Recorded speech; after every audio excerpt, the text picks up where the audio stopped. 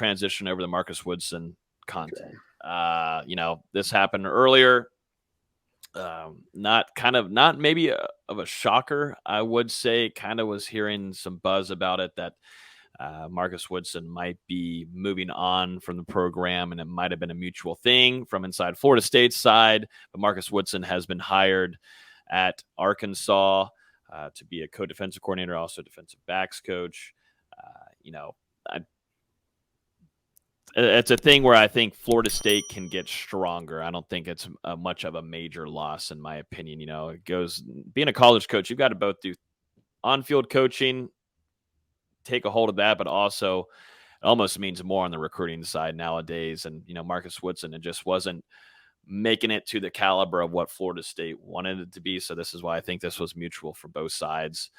But what are y'all's thoughts on this with Marcus Woodson no longer being Florida State's defensive backs coach and the future of this room, because they are going to have to hire and hire kind of fairly soonish. At least for me, it didn't come as a huge surprise, and I don't think Florida State would have let Marcus Woodson walk away if they didn't have an idea of maybe who the next candidate or candidates are going to be for that defensive backs job. It just wouldn't make sense if they don't know, or at least they don't think, at least in their own mind, that they're going to be able to upgrade moving on from Woodson here. And I mean, there are some interesting candidates on the board. A lot of people have already expressed interest in the job. And I think when you have to look at it, Mike Norvell, he's already had to make some coaching changes in the past at Florida State, but this is really the first time where he's going out to make a hire where he can be like, Florida State is now a stable program. He's proven that, at least for the immediate future, him and this coaching staff are going to be entrenched in Tallahassee. He's not really on the hot seat, whereas you could have said going into the 2022 season, if Florida State would have not made a bowl game, who knows where the future of Norvell goes. But right now, after winning 10, pretty locked in, obviously. So I think they'll be able to attract a range of candidates, both guys that maybe have ties to Norvell, ties to an assistant coach on the staff, and also guys coming out of the woodwork who are just interested in the direction that Florida State is going. So, yeah, I'd be surprised if Florida State doesn't make what we would consider an upgrade with this hire. And from what I've been told, there's no real timeline for this. They just want to get the right guy in the building for the program, whether that takes a couple days, whether that takes a couple weeks. But if you ask me, I would imagine this gets done sooner rather than later, hopefully prior to the end of the month. Yeah, I think I was more intrigued than surprised by the announcement. The fans are going to be fans and say, "Oh, Woodson, we didn't need him." But he was at least a decent recruiter. There's always room to improve, and I think that's what Florida State's going to try and do here.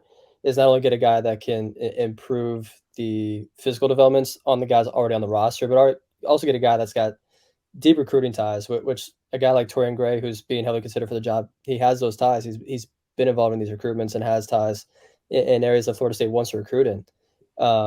It's going to be interesting to see who they do end up hiring. Because like Dustin said, it's the first time that since Norvell has been here that he has, a huge crop of guys to pick from. Maybe we should ask Cypress. I bet Cypress knows. Cypress might be the guy to ask on this. Yeah, I think Florida State, let's looking at Mike Norvell's track record. He usually is a step ahead, or he has plan B, C, D, E, and F. So I have a feeling this was kind of known for a good little while now. Just seeing, I saw some reaction from players. I see the reaction from recruits. I don't see where it's a brutal hit. Sometimes you'll see it from coaches.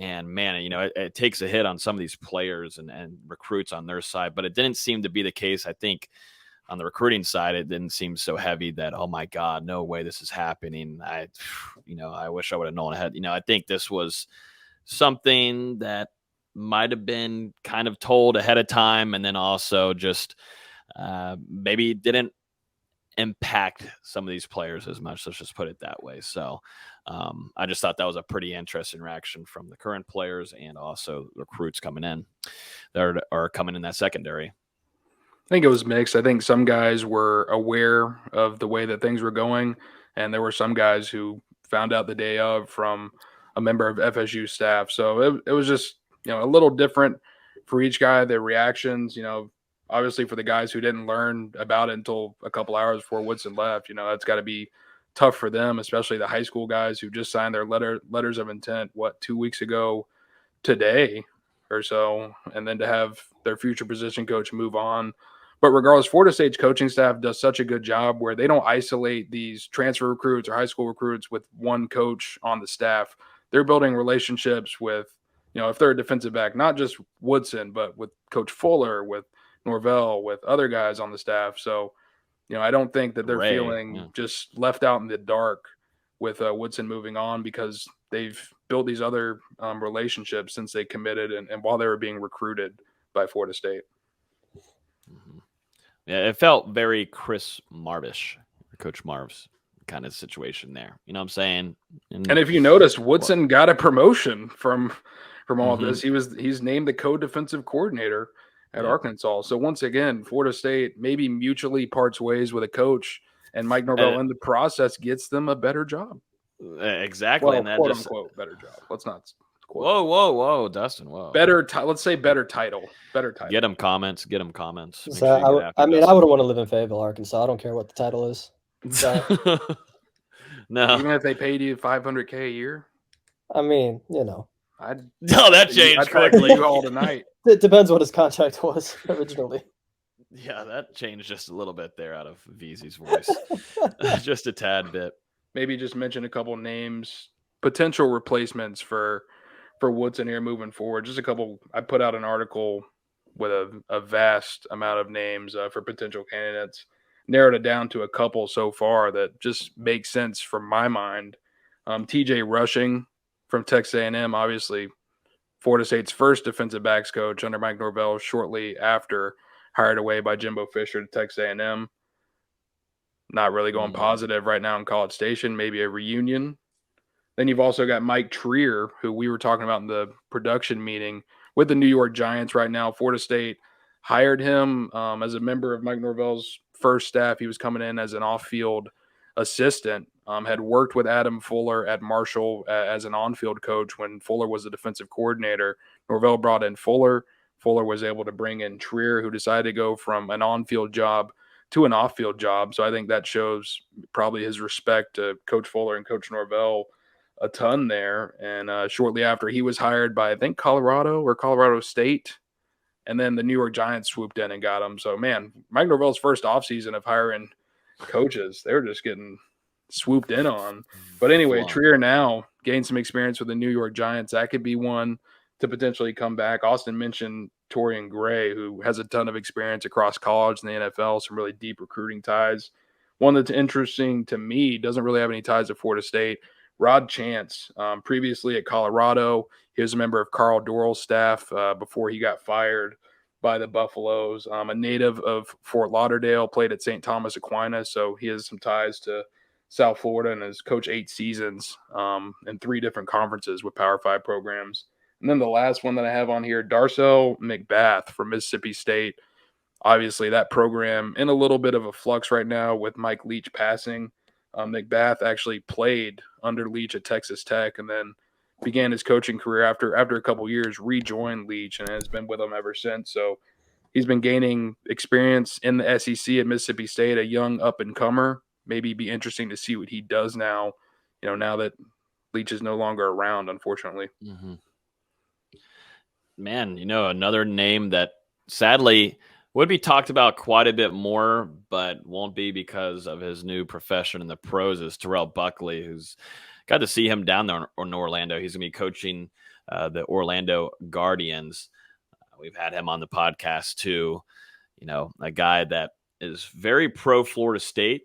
I think timing isn't going to help this for all this. I know there's going to be a lot of comments there. I've seen comments ever since Woodson got that job with Arkansas, but, the XFL is going to keep him over there for the time being. But, just it would be an interesting hire for Florida State. I know some other ones. And it just never works out with Terrell Buckley, right? Because whenever we had him on the podcast, I think that was when he was kind of in between jobs. And I think, he was definitely looking. I can't remember if it was Norvell's first offseason here or maybe second, but he had kind of hinted like he had some interest in the FSU job, obviously, and then now it becomes open while he's the head coach in the XFL, and I'm sure he hasn't even coached a game yet. I'm sure he wants to see how that goes before maybe coming back to college. So unfortunate timing.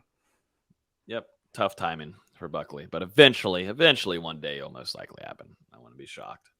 Hey guys, this is Logan. Definitely appreciate you for watching the entire video. If you wouldn't mind, definitely hit that like button down below. Leave a comment on what you thought about the video. Make sure you hit that subscribe button. If you guys haven't yet either, make sure you're signed up on our Patreon. This is where we're giving our inside news, inside nuggets, recruiting scoop, and so much more daily. You guys can sign up for that at patreon.com/NoleGameday. It's the cheapest option out of any outlet covering Florida State athletics right now at $2.99 a month. I highly suggest going to check it out. Once again, patreon.com/NoleGameday. Come hang out with us. See you guys there, and thank you for watching.